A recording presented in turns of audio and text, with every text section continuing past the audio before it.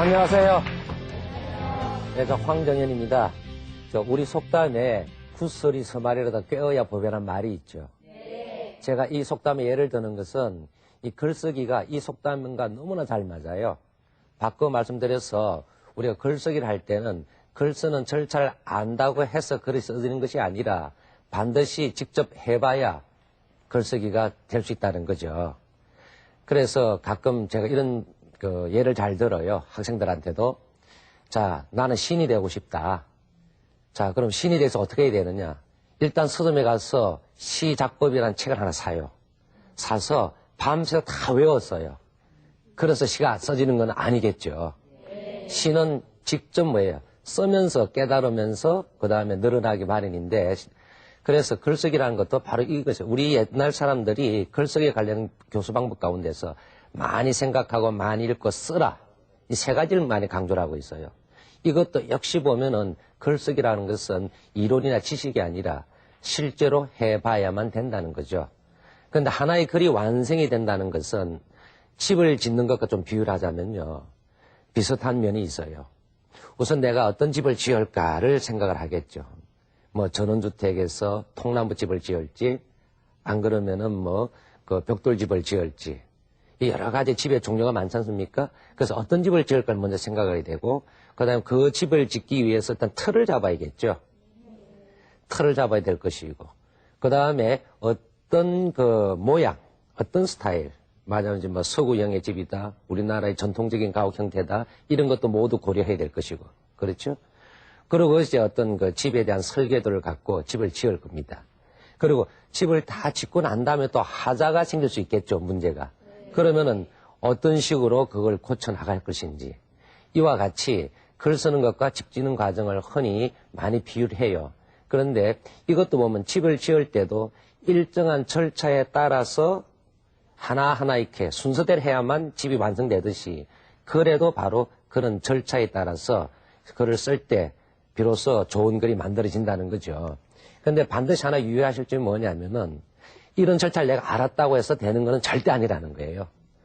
아이들이 글쓰기를 어려워하거나 글쓰기를 힘들어하는 것은 직접 해보지 않고 그냥 걱정만 하고 있는 거예요. 그래서 우리나라 속담 예를 제가 그래서 들은 겁니다. 이런 경우도 있어요. 우리가 백문이 불여 일견이라는 말도 있죠. 저는 그것보다 글쓰기와 관련해서는 백견이 불여 일행이다. 100번 보는 것보다 한번 하는 것이 낫다. 그런 측면에서 오늘 이 시간에는 어머님들하고 같이 글 쓰는 절차에 따라서 실제로 한번 글을 하나하나 써보자 하는 그런 시간을 마련했습니다. 자, 우선 이런 글을 쓰기 위해서 우리 아이들이 실제 학교에서는 글쓰기와 관련해서 어떤 생각들을 하고 있는지 궁금하시죠? 네. 자, 한번 보고 다시 말씀을 드리도록 하겠습니다. 한번 보시죠. 저는 국어에서 읽기가 어려운데요. 특히 고전문학이나 고전소설에서요, 모르는 단어하고 옛날 항공 문자가 있어서요, 좀 이해하기가 어렵고요. 또 시어에서요, 또 함축적 의미가 너무 많아가지고요, 그런 걸 이해하기가 힘듭니다. 저는 쓰기가 제일 어려운데요. 쓰기 할 때 단어를 적절히 찾아 쓰는 것과 문장 구성하는 게 어렵습니다. 저는 듣기가 가장 어려운데요. 어떤 사람이 말을 할 때 그 사람이 진짜 말하려고 하는 중심 문장을 한 번에 가려서 듣기가 어려워서요. 그 사람의 말을 다 듣고서도 그 사람이 진짜 말하려고 했던 게 무엇인지 가려서 듣기가 힘들어요. 저는 말하기가 제일 어려운 것 같은데요. 왜냐하면 말하기는 쓰기와는 달리 한 번 말하면 수정이 불가능하기 때문에 한 번에 실수를 하지 말고 말해야 된다는 그런 압박감하고 짧은 시간에 적절한 단어를 선택해야 된다는 그런 게 있어서 어려운 것 같아요. 자, 아이들이 지금 말하는 내용을 들어보면은 국어 기능과 관련해서 듣기, 말하기, 읽기, 쓰기에 각각의 어려운 점을 다 얘기를 하고 있어요. 그 전에 이미 말하기, 듣기, 읽기 같은 경우는 제가 말씀을 많이 드렸습니다. 그래서 오늘은 이러한 쓰기와 관련해서 이 문제를 어떻게 해결하면 좋을지 하는 문제를 갖고 일단 말씀을 진행하도록 하겠습니다. 근데 아까 제가 말씀드렸듯이 글쓰기 절차에 따라서 직접 집을 짓듯이 하나하나 차근차근히 해나가는 방법이 가장 좋은 방법이거든요. 그래서 이번 시간에는 글쓰기 절차를 일단 한번 살펴보고 그 내용에 따라서 같이 우리가 글을 한번 써보는 그런 시간을 갖도록 하겠습니다. 자, 그러면 한번 자료를 한번 보시죠. 아마 이 내용은 아마 다 아실 거예요, 사실은. 어려운 내용이 아니죠. 제일 먼저 주제를 정하자. 아까 제가 어떤 집을 지을까 말씀드렸듯이 나는 어떤 내용의 글, 무엇을 쓸까를 먼저 정해야 된다는 거죠. 그 다음에 두 번째는 무엇을 쓸까를 정했으면은 그 내용에 알맞는 그 어떤 그 쓸거리들이 있어야겠죠. 그래서 주제를 뒷받침해 줄 수 있는 어떤 쓸거리를 이제 그 준비를 해야겠죠. 그 다음에 줄거리를 갖다가 마련해야 됩니다. 자, 내가 많은 이제 그 쓸거리를 마련했는데 그걸 어떤 식으로 배치를 할까? 이런 부분이고요. 그 다음에 세 번째는 이런 줄거리에 따라서 이제 구체적으로 이제 글을 갖다가 단락별로 한번 써보는 거죠. 그 다음에 마지막에는 이제 그 다 쓴 난 다음에 글의 내용에 대해서 다시 한번 검토하면서 퇴고하거나 그렇지 않으면 글의 통일성이 있는지 없는지를 해서 다듬어서 이렇게 보는 거죠. 그래서 이런 5가지의 글쓰기 절차라는 것은 아마 초등학교 때부터 누누이 들어왔던 내용들이에요. 그리고 실제로 글을 못 쓴다는 아이들도 이건 다 알고 있어요. 그런데 여기서 정말 이런 글쓰기 절차에 따라서 주제를 어떻게 정하고 그 다음에 실제로 쓸 글을 어떻게 마련할 것인지 해서 이번 시간은 주로 어떻게 초점을 좀 맞춰서 실제 글을 써보도록 그렇게 하기로 하겠습니다. 자, 그래서 먼저 본 말이죠. 이런 그 주제를 정할 때 가장 그 문제점이 되는 게 뭐냐면요. 이 주제라는 자체는 그 글의 핵심 내용이겠죠. 그렇죠. 핵심 내용이고, 그 다음에 주제를 쓸 때 주제를 내가 선택해서 쓰느냐, 남이 준 주제를 내가 쓰느냐에 참 큰 차이가 많아요. 가장 중요한 것은 자기가 무엇을 쓸까를 선택할 때 선택한 사람이 바로 나가 되어야 된다는 거예요. 그럴 때 비로소 내가 선택한 주제에 대해서 글을 쓸 때 그 글에 대한 관심이 많아지기 마련이죠. 그런데 대개 이제 아이들이 글쓰기를 싫어하는 경우를 보면 어떤 예가 있냐면요. 되게 학교에 가면은 자기 그 생각이 별로 없는데 일방적으로 주제를 줄 경우가 있잖아요. 특히 뭐 이게 행사문 같은 거 있죠. 왜? 예를 들어서 뭐 식목일 좀 되면 나무에 대해서 써라든지 그다음 불조심 기간에는 불조심에 써라든지 말이죠. 근데 아이는 나무에 대해서 불조심 아무 관심이 없는데도 그걸 쓰라고 하니까 즉 남이 주제를 주니까 그냥 기계적으로 쓰다 보니까 지겹고 재미가 없는 거예요. 그래서 가능하면은 우리가 일상생활을 통해서 어떤 문제를 발견하고 그 문제에 대해서 관심을 갖는 그런 주제를 선택하게 하는 것이 상당히 중요하다. 그 얘기를 먼저 말씀을 드리고요. 또 두 번째는 주제를 정할 때 중요한 점이 뭐냐면요. 자기 생각이 굉장히 많아요. 많은데 그 많은 얘기를 다 쓸 수가 없잖아요. 그렇기 때문에 가능하면은 단일한 개념, 하나의 그 내용을 갖고 주제를 정하는 것이 아이들이 글을 쓸 때 훨씬 쉽게 쓸 수 있다는 점이에요. 자, 그러면은, 자, 처음에 이제 주제를 우리가 정하자 그랬잖아요. 첫 번째가 주제 정하기잖아요. 그래서 이번에는 어머님들하고 저하고 같이 어떤 주제를 하나 정해서 그 과정에 따라서 한번 써보기로 하죠. 자, 요즘 여러분들 갖고 있는 관심들이 어떤 것인지 일단 어머님들께서 한번 주제에 대해서 말씀을 해 보시죠. 예, 말씀해 보시죠. 주 5일제 근무에 대해서 주제를 정했습니다. 예. 왜 그런 데 관심이 있으세요? 저희 남편이 주 5일 근무제를 하고 있는데 시간이 많아졌거든요. 예. 그래서 그 여가 시간을 어떻게 활용하는 것이 좋을까 해서요. 예.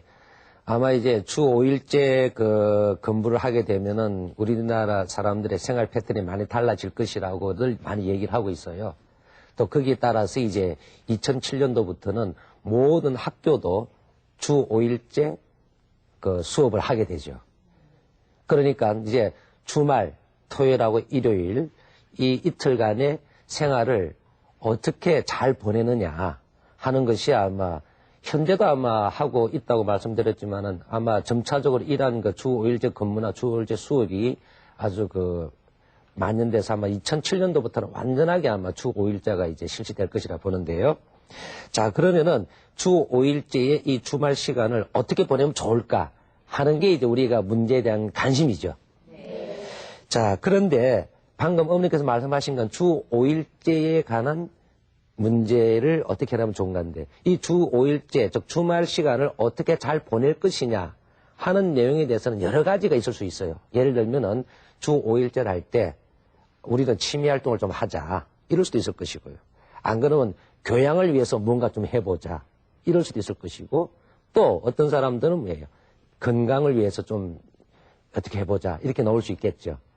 제가 아까 주제 정하기에서 그 단일 개념을 한다 그랬죠.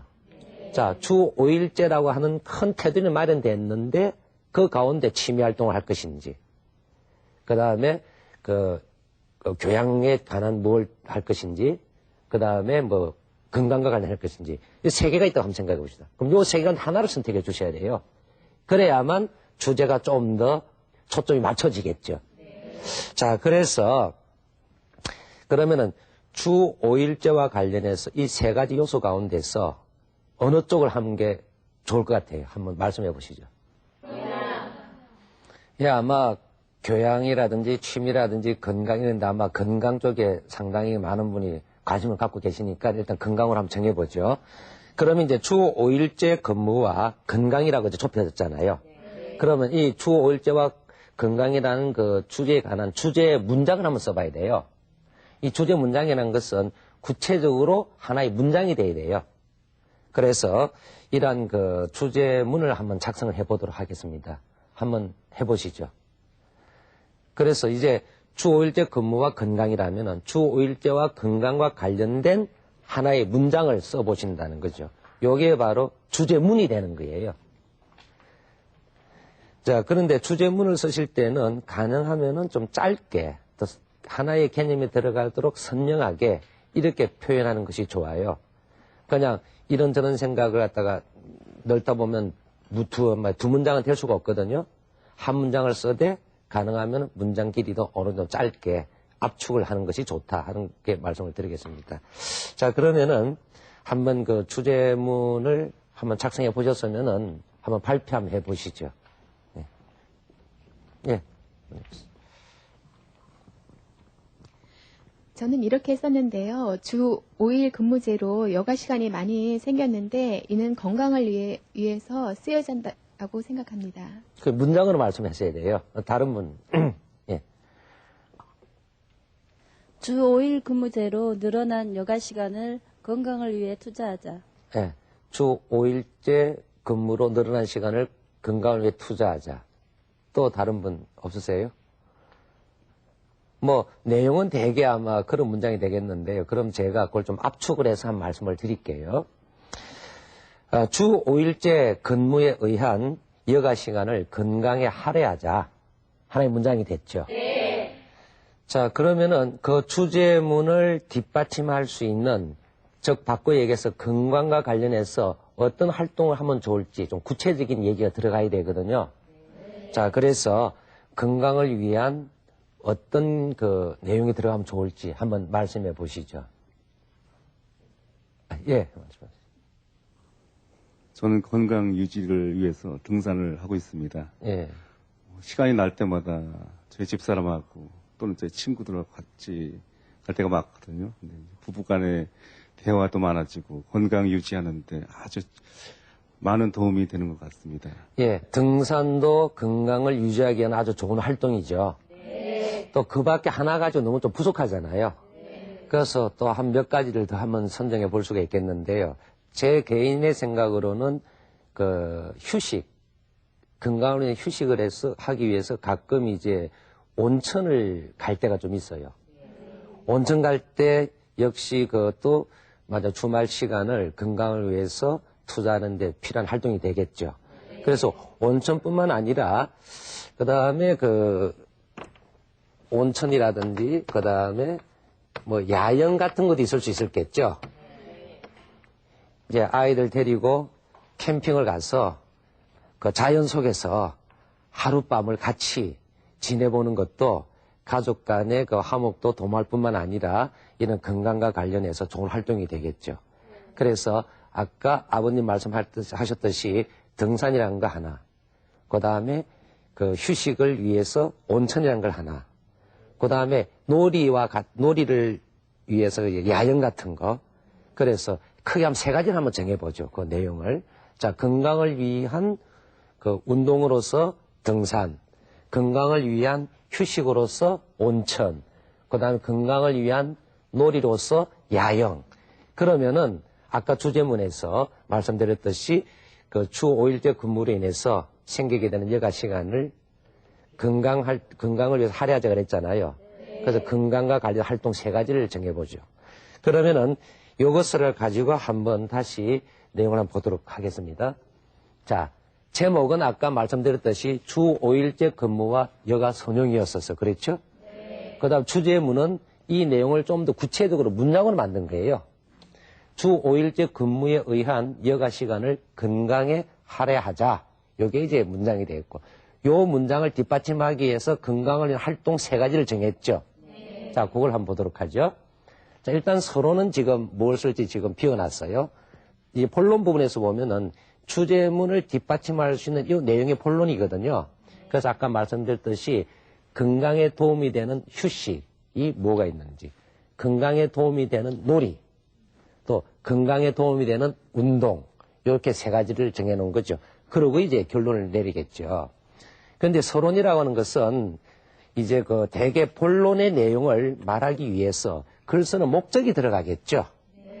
그 다음에 내가 어떤 그 식으로 말을 할 것이다 하는 어떤 그 예비적인 어떤 정보를 주는 게 서론 부분이에요. 그러고 나서 이제 본론 부분에서 아까 말씀드렸듯이 그런 주제문과 관련된 이러한 그 세부 사항을 갖다 설명을 하고, 그 다음에 마지막에는 뭐예요? 요 내용을 다시 요약해서 잘 정리하면 결론이 맺어지겠죠. 자, 그래서 이런 부분들을 한번 보는데, 자, 어머님께서 요런 구조에 맞춰서 한번 그 어떤 식의 글을 쓰면 좋을지 한번 직접 한번 써보죠. 제가 다시 말씀드립니다만은 서론 부분은 여가 선용과 관련해서 어떤 식으로 글 쓰는 목적이 어떻게 정하느냐. 두 번째는 이제 그 밑에 본론의 1, 2, 3에 맞춰서 이제 그 내용을 작성하시면 되고요.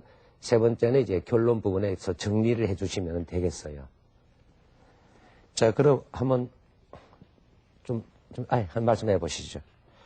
제가 정리해서 써봤는데요. 예. 서론 부분은 웰빙 바람과 맞물려 건강에 대한 관심이 높아졌다. 예. 본론, 건강에 도움이 되는 휴식, 살림욕, 건강에 도움이 되는 놀이, 소풍, 건강에 도움이 되는 운동, 배드민턴.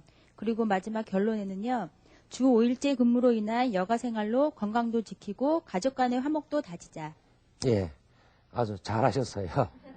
그게 사실 어려운 게 아니거든요. 요즘 웰빙 바람이 많이 불고 있잖아요. 그래서 건강에 대한 관심이 높아졌고, 어머님은 이제 휴식과 관련해서 살림욕을 말씀하셨고, 놀이로서 소풍을 가는 것, 운동으로는 또 배드민턴. 사람마다 취미가 다르기 때문에 이 3가지에서 다 다르게 쓸 수가 있겠죠. 이제 그래서 아까 결론도 아주 잘 내려주셨어요. 주 5일제와 관련해서 건강도 지키고 가족 간의 화목도 다지자. 이러면 잘 결론이 내려진 거죠. 자, 그럼 다시 한번 자료를 한번 보면서 정리해 보도록 하죠. 주 5일제 근무 여가 선용의 제목에 따라서 주제문이 이렇게 정해졌고요. 그 구체적인 내용을 말씀을 드리면은, 자, 서론 부분에서는 글 쓰는 목적이니까 현대인의 건강에 적신호가 켜졌다라고 해도 좋고요. 아까 어머님 말씀대로 웰빙 바람으로 인해서 건강에 관심이 많아졌다 해서 글 쓰는 목적에 따라서 적절하게 서론을 쓸 수가 있을 겁니다. 자, 중요한 건 본론인데요. 자, 건강을 위한 활동으로서 건강에 도움이 되는 휴식으로서 온천을 선택할 수가 있고, 또 아니면 살림욕이라든지 뭐 그 밖에는 이제 쓰는 사람의 어떤 그 생각에 따라 다를 수가 있어요. 두 번째는 건강에 도움이 되는 놀이로서 여긴 야영을 선택했습니다. 세 번째는 건강에 도움이 되는 운동으로는 등산을 선택했죠. 자, 이게 바로 본론의 내용을 이 순서에 따라서 이렇게 생각을 펼쳐나가게 되겠죠. 그 다음 한번 보시죠. 그리고 이제 결론 부분에서는 주 5일제 근무에 의한 여가 시간을 효율적으으로 사용해서 삶의 질을 높이자든지 가족 간의 화목을 다지자든지 이런 식의 결론을 맺게 되겠죠. 자, 그래서 여기까지가 되게 보면 말이죠. 이제 그 줄거리를 이제 정해놓은 거예요. 자, 주제문 선정했고, 그 다음에 썰거리를 마련했죠. 썰거리를 마련하고 그 순서를 이제 잡아놓았죠. 자, 이게 이제 글쓰기의 절차예요. 이런 절차에 대한 훈련을 차근차근 하게 되면 아이들 글쓰기 두려워하지 않고 재미있어 하거든요. 자, 그러면은 이제 이런 절차에 따라서 글을 쓰는데 있어서 전문가들은 어떻게 생각하는지 전문가들의 얘기를 잠깐 한번 들어보죠. 어떤 주제에 대한 글을 쓰려고 할 때 우리는 막연함을 느끼고 글쓰기에 대해 주저하게 됩니다. 이것은 글쓰기에도 일정한 절차가 있다는 것을 알지 못하고 글을 쓰려고 하기 때문인데요. 그렇다면 이러한 글쓰기 절차는 어떻게 공부하는 것이 좋을까요? 글쓰기를 잘하려면 아무래도 독서를 많이 하는 학생들이 글쓰기를 잘하는 것 같아요. 그래서 글을 쓰기 전에 책을 많이 읽고 책에 대한 느낌을 많이 생각하는 학생들이 글감에 대한 정보도 많고 글을 쓰는 데에도 별로 어려움 없이 글을 쓸 수 있다고 생각합니다. 하지만 글쓰기 절차에 대해 잘 알고 있다 하더라도 글을 쓰는 것에 흥미를 느끼지 못하는 경우가 대부분인데요. 그렇다면 어떻게 해야 글쓰기 공부를 즐겁게 할 수 있는 걸까요? 음악을 듣고 그 음악에 따른 글을 써본다든지 아니면 뮤직비디오를 보고 그 뮤직비디오 내용으로 소설을 써본다든지 혹은 재미있는 시를 한 편 주고 그 시를 패러디해서 자기의 모방시를 써본다든지 그런 연습을 하게 되면 학생들이 글에 대한 두려움을 없애고 그러니까 쉽게 편하게 글을 쓸 수 있다는 생각을 갖게 되거든요. 글쓰기 실력은 하루아침에 이루어지지 않듯이 생각한 것을 글로 표현하는 일은 많은 시간과 노력 그리고 인내심을 필요로 하는데요. 그렇기 때문에 글쓰기 공부는 기초부터 꾸준히 공부해야 하는 것임을 잊지 마십시오. 자, 잘 보셨죠? 네, 글쓰기에 대한 아이들의 흥미가 없으니까 여러 가지 방법을 많이 사용을 하고 있어요. 그런데 아까 말씀드렸듯이 그런 절차에 따라서 차근차근 하나하나 이렇게 훈련해 나가면은 글쓰기 자체가 그렇게 어렵지 않을 것이다. 그런 내용이 되겠습니다. 자, 그러면은 이제 우리가 이제 썰거리를 마련했고 줄거리까지 이제 다 잡았잖아요. 그 다음에 이제 구체적으로 써야죠. 단락별로 써야 되는데, 자, 첫 번째 단락은 아까 말씀드렸듯이 건강에 도움이 되는 휴식으로 온천을 하자 이렇게 되겠죠. 그러면은 이걸 하나의 소주제라 그래요. 전체 큰 주제 밑에 작은 주제라는 거죠. 그래서 온천에 대한 자기 경험을 이렇게 쓰고요. 두 번째는 건강에 도움되는 놀이로서 야영을 하자. 이것도 역시 또 하나의 작은 소주제가 되겠죠. 이 주제에 맞춰서 가족과 함께 했던 놀이로서 야영이 어떻게 좋은지, 뭐 어떤 방법을 하는 것인지 이런 내용을 좀 더 보충해 주면 되겠고요. 그 다음에 이제 건강에 되는 도움으로 등산을 하자. 자, 운동으로 등산하자 했을 때 등산의 어떤 효과, 즐거움, 그 다음에 그런 경험들 이걸 갖다가 이제 뒷받침을 해주면 이제 완성된 글이 되겠죠. 그 내용을 다시 이제 결론에서 정리를 해주면 되겠습니다. 자, 그럼 이런 식으로 이제 글을 다 썼어요. 다 썼는데 마지막으로 우리가 다듬어 봐야겠죠. 우리가 물건을 만들고 나서 이제 마지막 정리를 잘 하듯이 다듬어 오는데, 자, 처음에 주제문, 그 다음에 주제문과 관련된 작은 소주제문들이 있었잖아요. 그 관계가 일관되게 잘 됐는지 안 됐는지 한번 잘 살펴봐야 될 것이고요. 그게 잘 됐다고 생각되면은 그 다음에는 이제 혹시 오자나 탈자 맞춤법이라든지 또 표현을 이렇게 좀 바꾸면 더 좋겠다 하면 표현을 좀 수정한다든지 하는 그런 태고의 과정을 이게 거쳐야 됩니다. 그래서 이렇게 해서 하나의 글을 완성하기까지에는 마치 틀을 닦고 집을 짓는 것과 마찬가지로 일정한 절차에 따라서 천천히 하나하나 해나가야 되는데요. 아이들이 글쓰기를 어려워하고 싫어하는 것은 그냥 알고는 있지만 실제로 행하지 않아서 그렇다는 거예요. 그래서 오늘 이제 어머님들께서 이런 절차에 가는 걸 구체적으로 한번 해보셨으니까 아이한테 물어보세요. 야, 우리 무슨 내용 갖고 하면 관심이 뭐냐? 요즘 네가 갖고 있는 관심이. 그래서 그 관심을 갖고 주제를 일단 정하고 정해놓은 주제를 가지고 뭐예요? 하나의 문장으로 만들어보자. 그렇죠. 문장을 만들어보고 그 문장을 해결하기 위해서 어떤 활동을 하면 좋을지 몇 가지를 생각해보자. 이런 식이죠. 그런 식으로 해서 아이들하고 같이 이제 토론을 하고 그 다음에 구체적으로 이제 글을 쓸 수 있는 그 과정을 좀 더 설명을 해주는 거죠. 그래서 이제 아이들한테 직접 쓰게. 그리고 아이들 처음에 글쓰기를 싫어하니까 엄마가 좀 도와줘도 괜찮아요. 같이 옆에 앉아서 내 생각은 이런데 네 생각은 어떠냐. 그런 식으로 해서 이제 같이 하나하나 짚어나가면은 처음에는 조금 힘들어해요, 사실은. 그리고 그냥 요즘은 아이들이 글보다는 그 영상 매체에 익숙해져 있기 때문에 보는 걸 좋아하지 이게 읽고 쓰는 거 별로 싫어하잖아요. 근데 사람 읽고 쓸 줄 않으면은 이 고등사고 기능이 발달하지 않아요. 남들이 해놓은 거 가만히 바보처럼 보고만 있으니까 안 되죠. 그래서 처음에 귀찮고 좀 힘들더라도 아이하고 같이 붙어 앉았어. 오늘 반 절차에 따라서 하나하나 이렇게 순서를 잡아서 해 나가게 되면요. 아이들이 처음에는 싫어하고 힘들하지만 그게 좀 익숙해지면요. 또 이제 즐거움을, 거기 또 다른 즐거움이 있어요. 글 쓰는 즐거움이 또 따로 있거든요. 그 저걸 맛보게 되면은 앞으로 그 아이가 커서 대학 갈 때, 논술할 때, 뭐 취직할 때 자기소개서 쓰는 이런 등등 쓸 일이 참 많거든요. 그런데 힘들어하지 않고 또 자기가 갖고 있는 생각을 효과적으로 잘 표현할 수 있는 능력을 기를 수 있다는 거죠. 그래서 글쓰기라는 것은 바로 이런 측면에서 너무 급하게 한꺼번에 빨리 어떤 결과를 갖다가 자꾸 욕심을 낼 필요는 없어요. 어머님들께서 늘 제가 걱정을 많이 하는 것이 욕심이 앞서가지고 아이 능력 못 쫓아가는데 자꾸 그걸 강조하다 보니까 아이는 그것 때문에 스트레스를 받아가지고 공부하는 것도 쓰는 것도 다 싫어하게 된다는 거죠. 그래서 지금까지 우리는 글을 쓰는 그런 절차가 어떻게 됐는가 또 실제로 그 과정을 해봤습니다. 자, 글을 쓰는 사람은 글을 쓰는 사람 개성이 드러나지만은 그러나 글쓰기와 관련한 일반적인 절차는 모두가 같아요. 표현만 개성적으로 다르게 한다는 것뿐이죠. 그 절차는 마찬가지로 모두 같으니까 집에서 이런 자녀들과 함께 이런 절차에 따라서 글 쓰는 훈련을 갖다가 해보면은 아마 아이들이 점차적으로 글쓰기에 대한 흥미를 가질 수 있지 않을까 그렇게 생각이 됩니다. 오늘 상당히 공부한 양이 많았었어요, 사실은. 그랬죠. 또 직접 해보시기도 했고 그래서 아마 오늘 공부하시느라고 수고가 아주 많으셨을까 생각이 됩니다.